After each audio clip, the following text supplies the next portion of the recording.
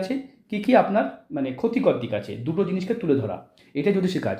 কোনো জ্যোতিষী কারোর ভাগ্য বদলাতে পারে না, আমিও বদলাই না। আমি কী করি, সঠিক পথ দেখাই, সেই পথে হেঁটে আপনারা আপনাদের ভাগ্য বদলাবেন। তাই এরকম মনে করবেন না যে অনেকে মনে করে এই জ্যোতিষী দারুণ দারুণ হেভি হেভি কথা বলছে, দারুণ কথা বলছে, তাহলে আমরা কী করি, এই কাছে যাই। এরকম করে যখনই যাচ্ছেন দেখবেন সেই জ্যোতিষী কিন্তু তার কাছে গিয়ে আপনি উপকার পাচ্ছেন না। কারণ একটাই, তিনি আপনাকে কম সময় দিয়েছেন, তিনি আপনাকে সেইভাবে ভাবেননি, মানে আপনাকে নিয়ে ভাবেনি, আপনার কী প্রবলেম সেটা ভাবেনি।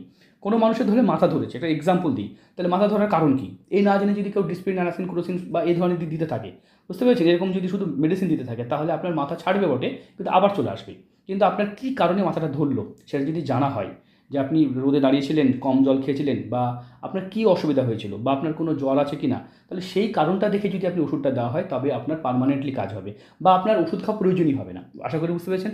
আপনার প্রবলেম আপনাকে বুঝে নিতে হবে, সেই প্রবলেমের এগেনস্টে আপনাকে কাজ করতে হবে। যদি এটা করতে পারেন